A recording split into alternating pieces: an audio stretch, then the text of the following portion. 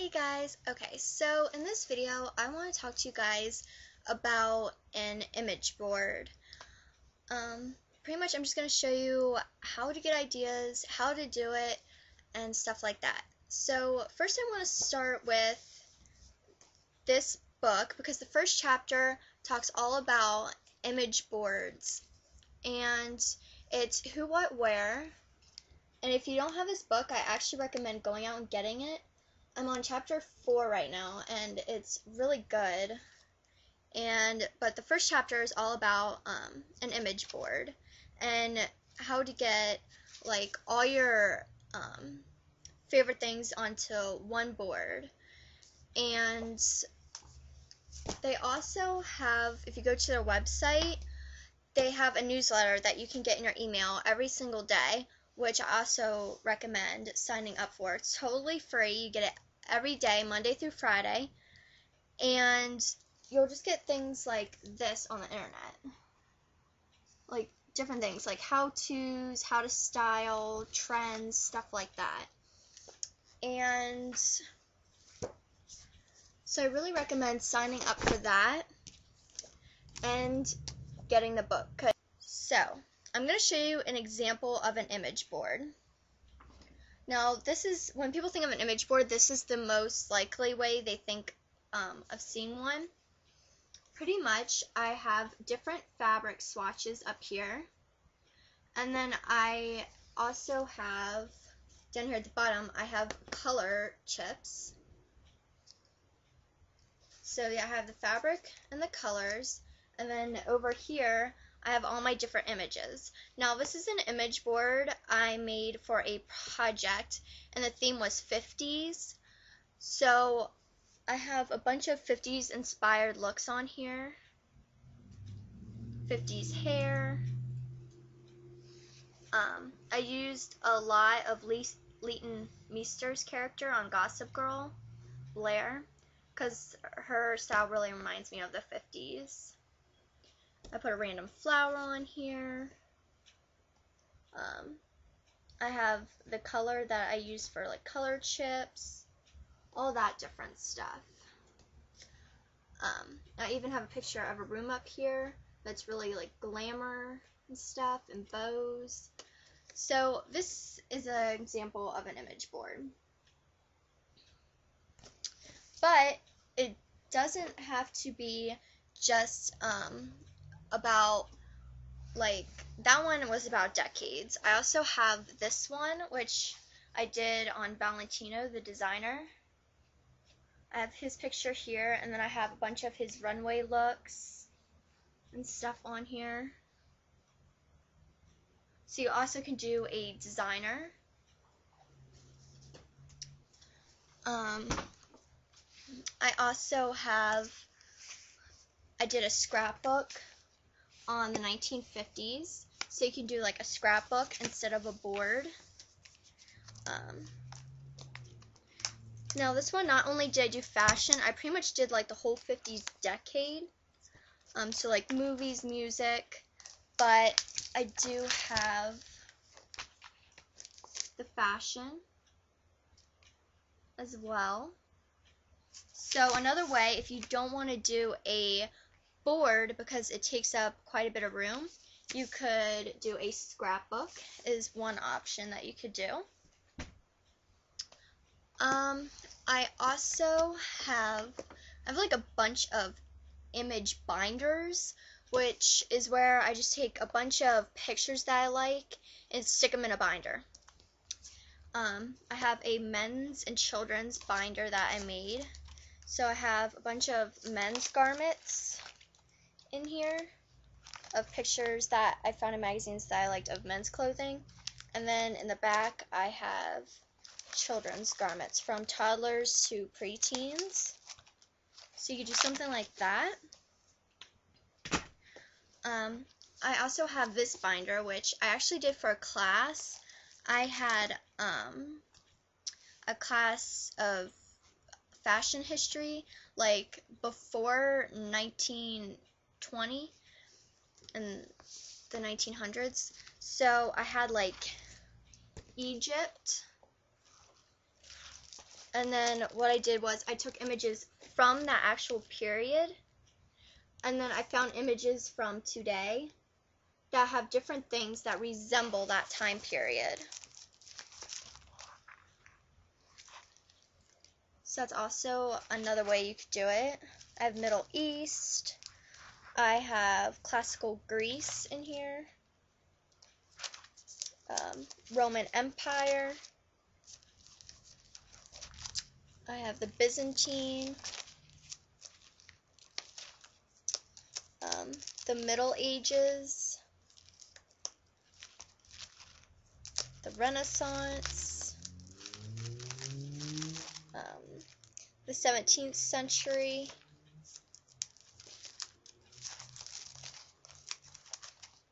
The 18th century.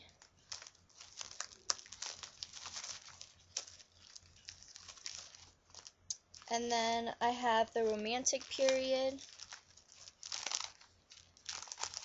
And that was the last period that I did. So you could do something like that.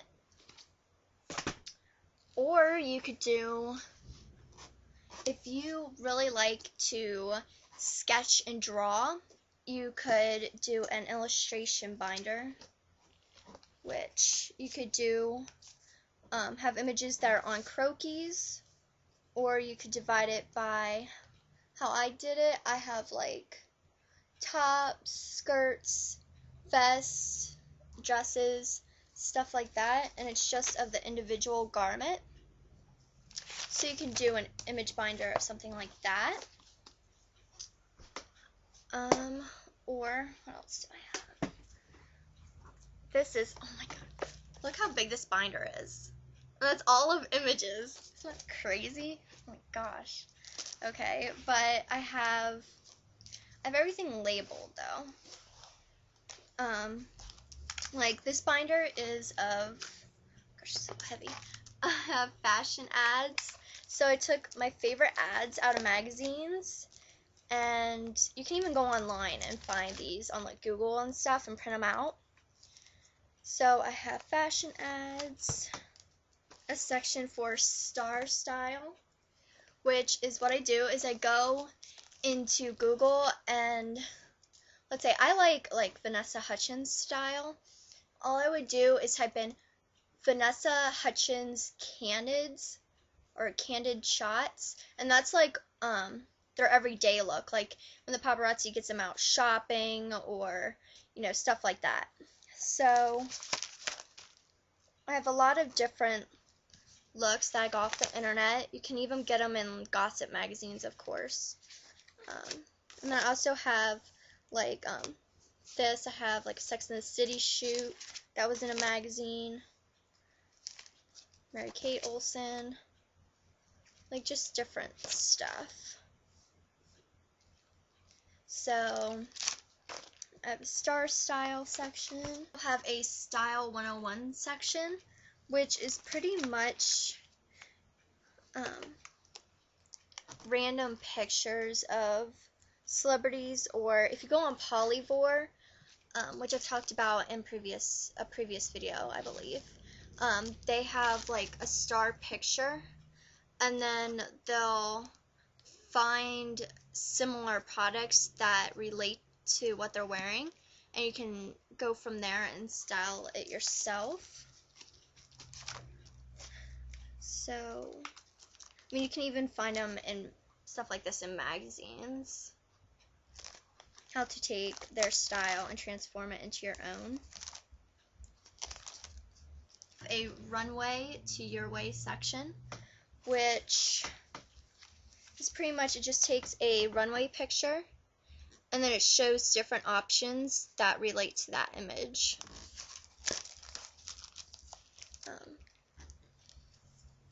Most of these I think are from Teen Vogue. So that's another section that you could do.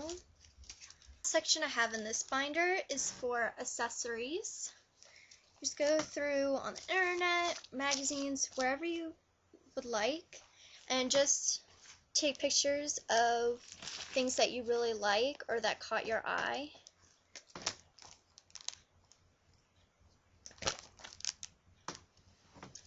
So that is the spider. Now this binder I did for a school project, and this one's a little different. It's all women's garments, but it goes by like, the sections go by like different necklines and collar styles. That's one of the sections. Another section is sleeve styles. So I cut out a bunch of different sleeves.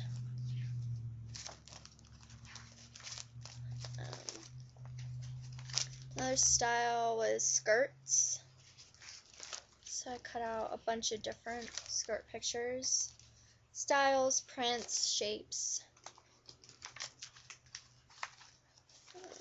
I also have pants.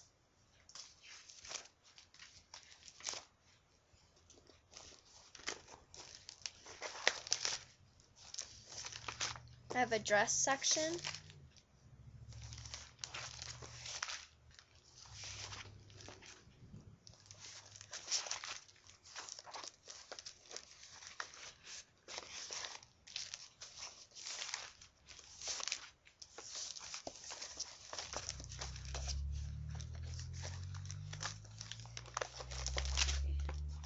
I have a jacket section.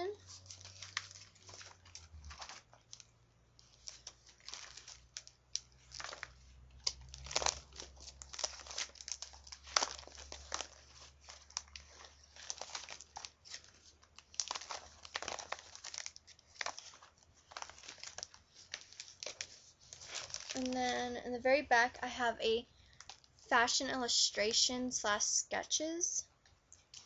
And pretty much you just go online and you go to Google and like type in fashion sketches illustrations, and stuff like this will come up.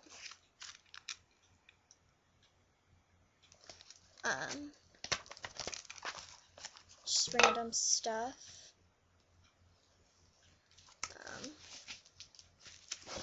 I really like pinups, so I got a few pinup pictures as well in here.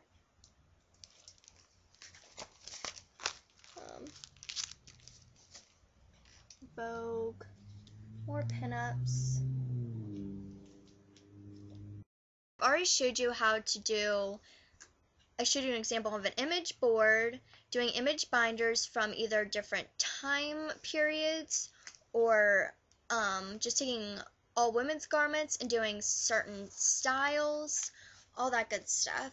Right now though, I'm in the process of, I just went through all my 2009 magazines and tore out a bunch of pictures that I liked, and then I threw away the magazines, because what I do is I always keep the magazines from the year before.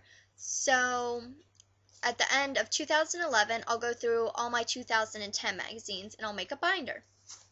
Right now I'm in the process of making a 2009 binder, so I have a bunch of different images right now that I have to glue to paper and, you know, put together. So you could also do it by a year. So I have 2009, which I've pulled all the images, I just have to finish the binder, and I've already started on a 2010 with giving images and stuff. Now, if you're not aware of the website style.com, I highly recommend that you go and join that as well. It's free, and you get total access to all the designers' runway shows, and you can make your own lookbook online if you join. You cannot make a lookbook on the website unless you are a member, but you can either keep the lookbook online and just have it as an online reference, or you can print out the images so you have to either put in a binder or you can cut out and glue to a board. Now, some of the elements that you can use for on an image board.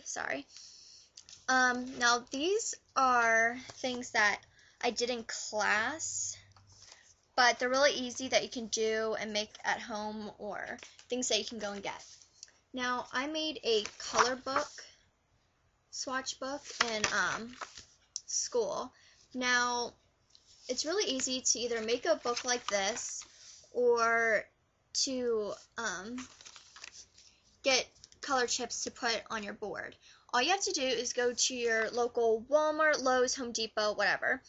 Go to their paint section, and it's totally free. All you have to do is pick the paint strips. Now, I probably looked like a total weirdo because the last time I did it, I went to Walmart, and I went to their paint section and their color chips that they have, and I literally took one of each. Walked out with a stack like that thick. It was crazy, but it's a good way to either make a color swatch book like this, where you can go from dark to light, bright to more dull colors, and do that with every color. Or you can add it to your image board if you're going for a certain color scheme. The next thing you can do is a fabric book. Now, I did a swatch kit for a class. I had fabric and textiles, and I have a bunch of different swatches of different kinds of fabrics and colors and all that good stuff. If you don't want to, either you can make a book like this, or you can add it to your board.